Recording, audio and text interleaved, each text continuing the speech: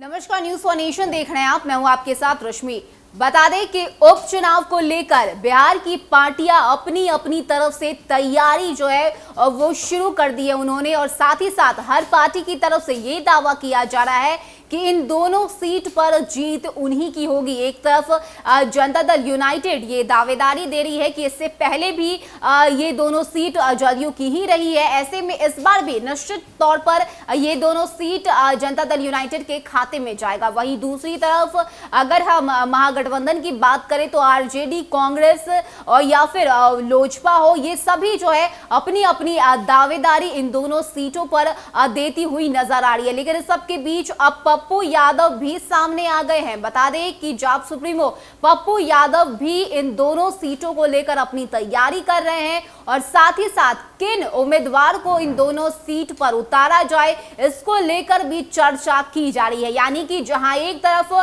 सभी पार्टी जो है इन दोनों सीट को लेकर अपने उम्मीदवार के नाम की घोषणा की तैयारी में है, इन दोनों सीट को लेकर जीतने की दावेदारी ठोक रही है, तो वहीं दूसरी तरफ अब जाप सुप्रीमो पप्पू यादव की पार्टी भी सामने आ गई है, और साथ ही साथ कुतारापुर और कुशेश्वर स्थान में जीत हासिल करने की दावेदारी जो है वो उनकी तरफ से की जा रही है। यानी कि बिहार में जिस तरह से ये दो सीट खाली हुए, आपको हम जानकारी दें कि जदयू के दो उम्मीदवार के निधन के बाद जो तारापुर और कुशेश्वर स्थान का ये सीट है ये खाली हो चुका था, और यही वजह है कि उपचुनाव का जो फैसला है वो लिया गया। आपको बताएं कि 30 अक्टूबर को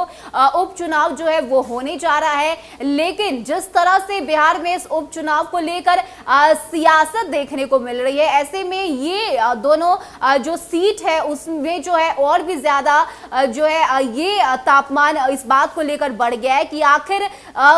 किस पार्टी की जीत होगी, क्योंकि कोई भी पीछे हटने को तैयार नहीं है। सभी पार्टी की तरफ से ये दावेदारी दी जा रही है, कहा जा रहा है कि जीत उन्हीं की होगी। एक तरफ आरजेडी है, एक तरफ कांग्रेस है, एक तरफ जनता दल यूनाइटेड है, सभी अपनी अपनी दावेदारी दे रही है। चिराग पासवान की बात करें तो चिराग पासवान भी पीछे हटने वालों में से नहीं है। अपने एलजेपी को लेकर और अपने चुनाव चिन्ह बंगला को लेकर चिराग पासवान ने चुनाव आयोग में जो है वो अपील भी की, और साथ ही साथ ये भी कहा कि जल्द से जल्द चुनाव आयोग ये तय कर दे कि एलजेपी चिराग पासवान की है। ऐसे में अब पप्पू यादव भी पीछे रहने वालों में से नहीं है, और यही वजह है कि पप्पू यादव की पार्टी भी अब सामने आ चुकी है, और तैयारियां उनकी तरफ से की जा रही है कि किस तरह से इन दोनों उपचुनाव की सीट पर जीत हासिल किया जाए। यानी कि उपचुनाव को लेकर बिहार का सियासी पारा जो है वो दिनों दिन बढ़ता जा रहा है, और यही वजह है कि हर पार्टी की तरफ से दावेदारी दी जा रही है, हर पार्टी की तरफ से ये कहा जा रहा है कि उन्हें जो है इन दोनों सीट पर जीत हासिल होगी। यानी कि उपचुनाव जो है वो अब एक तरह से आप समझिए कि जंग का मैदान बन चुका है, और यही वजह है कि इन दोनों सीट पर सभी पार्टी की तरफ से दावेदारी पेश की जा रही है। इस सबके बीच अब जाप सुप्रीमो पप्पू यादव भी सामने आकर खड़े हो चुके हैं, और उनका कहना है कि जिस तरह से पप्पू यादव हमेशा से बिहार की जनता की सेवा करते रहे हैं, कोरोना काल की हम बात करें या फिर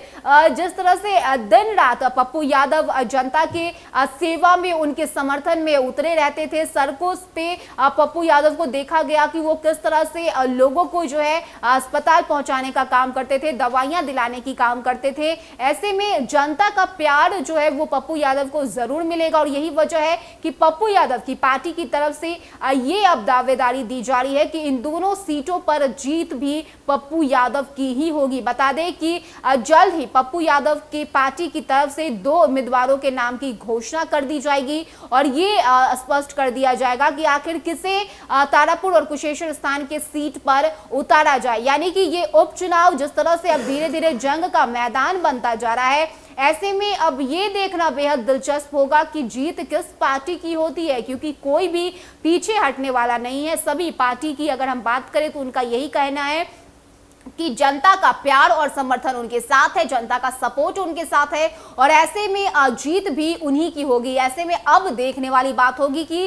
इस उपचुनाव में जीत किस पार्टी की होती है, क्योंकि हर पार्टी ये दावा कर रहा है, चाहे वो एलजेपी हो, जनता दल यूनाइटेड हो, आरजेडी हो, कांग्रेस हो, और अब तो पप्पू यादव भी सामने आ चुके हैं। यानी कि पूरी तरह से ये उपचुनाव जो है वो जंग का मैदान बन चुका है। देखने वाली बात होगी कि 30 अक्टूबर को जो है जब उपचुनाव होता है तो फैसले में जो है किसकी जीत होती है, किसकी शय होती है और किसकी मात होती है। फिलहाल इतना ही। ज्यादा अपडेट के लिए आप बने रहिए न्यूज़ फॉर नेशन के साथ। नमस्कार।